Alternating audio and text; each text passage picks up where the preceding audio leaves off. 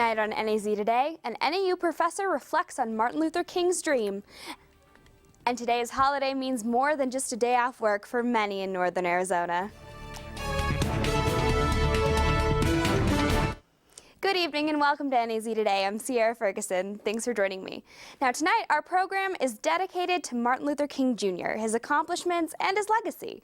It's been 51 years since King's dream of equality came alive in that very famous speech at the Lincoln Memorial. Jamie Patton, an NAU professor, joins us this evening with Imani Payne to talk about the dream and its relevance 50-some years later. Today marks Martin Luther King Jr. Day, and for many Americans, it'll be a time to pause and reflect on the iconic life and legacy of the late civil rights leader whose symbolic shadow we still stand in today. And now I'm joined by Dr. Jamie Patton to touch on the significance of MLK and his dream. Doctor, welcome. Thank you. Let's get right into it. So talk to me a little bit about MLK, his legacy and impact on society, and even in your life specifically. Oh, wow. Within my life, Dr. King has a very vivid and lively impact, and even when I think about the field of education that I work in, when we think about providing quality education to all, not just white kids or black kids, Latino kids or Native kids, but to all kids, and making sure that each student has an opportunity to dream. Why do you think that MLK Day should continue to be celebrated in the future? It should be continued to be celebrated because America still has many debts to many different cultures and many different people who are Americans, who are not Americans. So the work needs to continue, and it provides a day of reflection, a day of service across the country, in addition to providing an additional opportunity for those to dream, for those to talk about his legacy and create their own visions. Now, many people feel that he shouldn't have a holiday or even be recognized, so what are your feelings on that? They're ignorant. My feelings is that, the work that Dr. King did for not only African Americans, but for all Americans is significant. And when you think about the 244 years of slavery that our African Americans faced here, and some people still are enslaved, even in Flagstaff, Arizona today, I would say it definitely should continue to be a holiday. Now, do you think having this holiday and it's just being one day takes away from his legacy, or that people are only going to remember him and his impact on the civil rights movement this one day out of the year?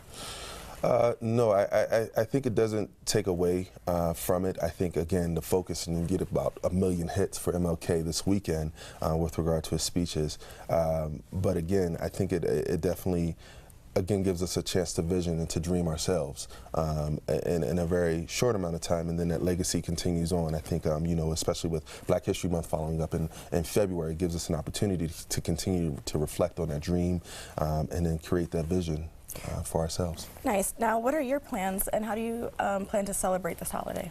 One of the first things I'm going to do, honestly, I'm going to wake up and I'm going to spend some time with my family. We have to put family first in all things, and then I'll be heading over to the Murdoch Center for a day of service, and then later today at 3 p.m. I'll join the students of the Black Student Union here on campus to go to the march and participate in the celebration here on campus. Well, thank you so much for sharing your thoughts with me, Doctor, and I look forward to revisiting these issues again during Black History Month. And for NAZ Today, I'm Imani Payne. 20 organizations are teaming up to honor Martin Luther King by serving their neighbors and the Flagstaff community. Volunteers and organizers for this collaborative project talked to NAZ Today about how they are celebrating MLK as a great American icon. I want to help out on Martin Luther King Day. We just wanted to try and bring a broad spectrum of the community together around the idea of doing service in the name of Martin Luther King. We're organizing along with many city organizations and churches to do a Martin Luther King Day of Service. We have hundreds of people reserving spots to do multiple projects through town. We have projects at the Family Food Center and the Food Bank. We have projects filling sandbags for Schultz flood area. We have projects at the Killup School, adult education programs there. It always struck me that it was a weird thing for it just to be a day when people went shopping. But to be in a community where everyone really was united, that this was a day when people were learning about the community, crossing the kinds of lines that usually divide us, I found it really inspiring. So I was really excited to see that this was getting started. But we haven't had something that really tried to engage the entire community in this way before. I like to help people that don't have enough money and food and don't have houses, because that's what Martin Luther King did, except in a different way. Martin Luther King Day of Service is an inspirational way of celebrating the man and his legacy. As part of this event, volunteers held supply drives, split wood, filled boxes at the food bank, and sandbags for the United Way. They also lended a helping hand at the United Blood Services for a blood drive. The Day of Service has culminated this evening in a march on NAU campus that was organized by the university's Black Student Union. If you would like more information regarding this service day, the Flagstaff Free Thinkers, or the BSU, visit our website, naztoday.com.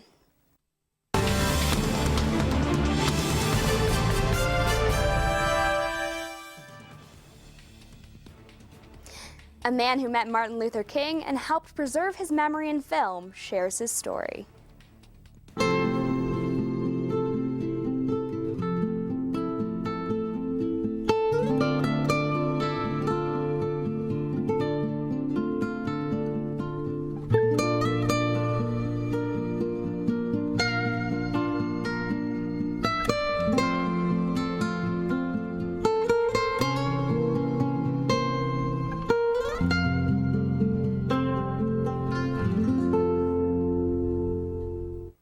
For 55 years, photojournalist Dan Budnick has documented social and political change in America.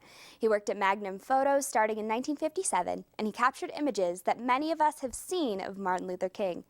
Budnick heard the iconic "I Have a Dream" speech with his own ears, and his photographs of the delivery of that speech and the March on Washington have been featured prominently in publications ranging from The New Yorker to Time magazine. And this week I had the opportunity to talk to him about his photographs and the intuition it takes to make a meaningful moment last a lifetime on photo paper. Let's take a look. Magical things happen. All of God's children, black men and white men, Jews and Gentiles, Protestants and Catholics, will be able to join hands and sing in the words of the old Negro spiritual, free at last, thank God Almighty. I don't think anyone knew what he was going to say until Mahalia Jackson said, "Martin, tell him about the dream."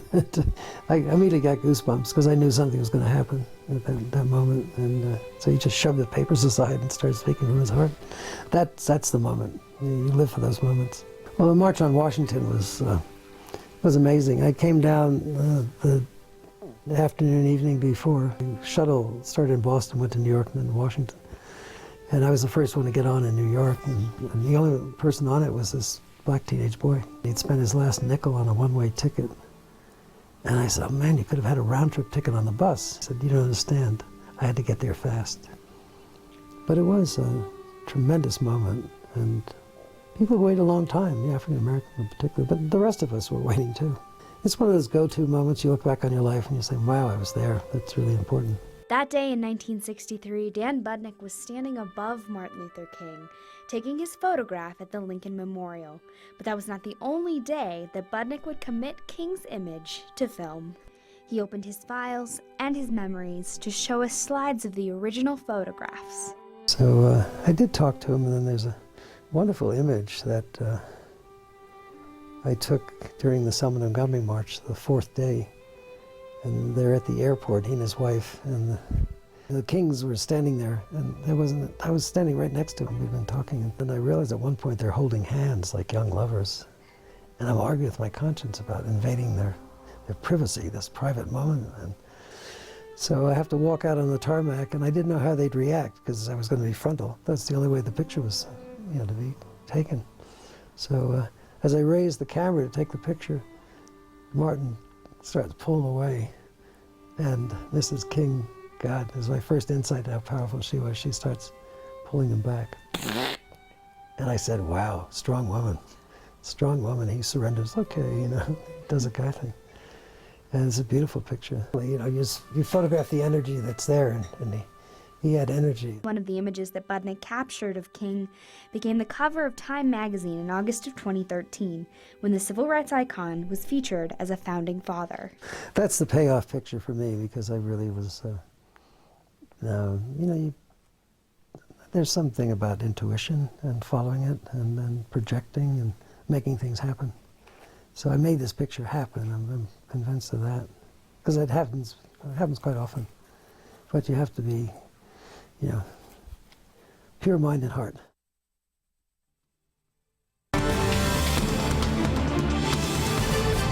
It was nice outside for this holiday weekend. Find out if that weather will hold. Hi, I bought Pepsi Next. What's Pepsi Next? It's the latest cola from Pepsi. It's got real cola taste, but 60% less sugar. Real cola taste, 60% less sugar. Yeah, I know. It's unbelievable. But this is the most impressive thing I've ever experienced in my entire life. Oh, definitely. Let me get the camera. I've never had anything like it. My parents are gonna. Yeah, they're gonna be so proud. Pepsi Next.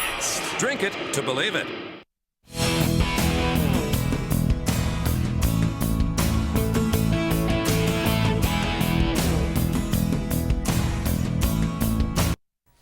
And a happy Monday. I'm Matt Tantow, filling in for Lee Bourne, who's enjoying his weekend still here on Monday. Taking a look at our temperatures, you can see our normal for this time of year is 43 and 17. It was a great day out there. We're up into the 50s today. Sunny weather.